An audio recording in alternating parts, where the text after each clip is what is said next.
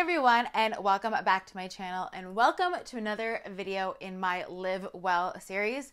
My name is Liv, and in these videos I teach you all about things to help you live well. And today's topic is all about balancing your hormones naturally. I took a poll and you guys really voted for this one, so I have my 8 things that you can do to stay balanced naturally. My first tip is to avoid fragrance and envirotoxins. This is things like BPA, phthalates, sulfates, and fragrance. All these things have what is called xenoestrogens. And xenoestrogens mimic estrogen in your body in a negative way because you don't want all that extra. And it disrupts your hormones in general. So all your endocrine hormones that have to do with reproduction. So you want to avoid all of those and you want to go for more natural alternatives. Brands that I like to use are Sage, Primally Pure, or I really like the Think Dirty app. It's a free app. You literally just type in something into the app and it tells you if it has these harmful chemicals in it, and it gives you a scale from 1 to 10 on how dirty it is. 10 being more dirty. So that's a great free resource that you can use to check your products, and you can even just scan a barcode. So it's really great. My second tip is to load up on cruciferous vegetables. So this is things like broccoli, Brussels sprouts, and kale.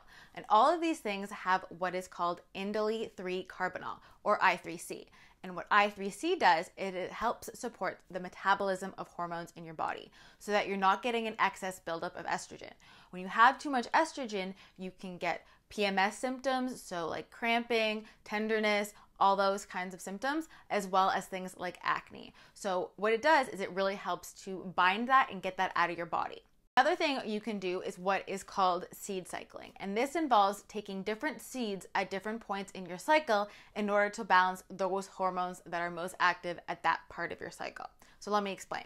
So from days 1 to 14, which is the first 2 weeks of your cycle, you're consuming flax seeds and pumpkin seeds. And what this does is it helps to bind excess estrogen and also provides your body with zinc to get it ready for that progesterone production.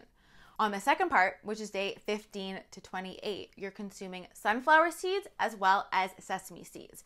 So this helps your liver to support the metabolism of all the hormones you've been having all month and supports it for the next day 1 to 14. So I'm going to leave the details on the Instagram post in case you're interested in doing seed cycling. So you don't have to write all this down. It'll be written down for you in the description box. But essentially, you take 1 tablespoon of each of the seeds once a day, and you want them to be fresh and you want them to be raw. But like I said, I'll leave all the details if you're interested in the description box. My next tip is to consume loads of healthy fats. You guys know how much I am a fan of healthy fats, and you know my hashtag, healthy fats don't make you fat, but that's because fats are actually essential for making all the hormones in your body. So when you go too low fat or you restrict yourself, your body doesn't have the building blocks in order to make those hormones. And that's when, again, you can either lose your period, you can get more PMS symptoms, you can get acne, or things like that. So you really want to load up on those good healthy fats. And these are things like nuts and seeds, avocados, avocado oil, coconut and coconut oil products, as well as salmon. So getting your diet rich in these can really help support your body and its hormone production. The next tip is to help support your liver's detoxification process through things like lemon water. Lemon water is something you can do really easily in the morning, and it actually helps your liver to metabolize all the extra hormones, especially estrogen, which is the main culprit in a lot of symptoms people have, like weight gain, acne, PCOS, and everything like that. So that's something simple you can do to support your body and balance your hormones. Number 6 is golden milk or turmeric. And that's because turmeric, again, helps the body metabolize estrogen and support your hormones. Turmeric has also been shown to be beneficial for fibroids, endometriosis, and PCOS. So golden milk is a great way to get enough turmeric in. You'd have to put a lot in if you're making a stir fry with turmeric. That's why I suggest golden milk. I will leave my homemade recipe down below, but I also really like the packets from Four Sigmatic because it's super simple, and they have coconut milk in them, which, from the previous tip, again, is your healthy fat. So you're kind of getting a double combo there because you have the healthy fat and you have the turmeric. Number 7 is to avoid plastic. So this goes with plastic containers, water bottles, and everything like that, and to switch to a glass option.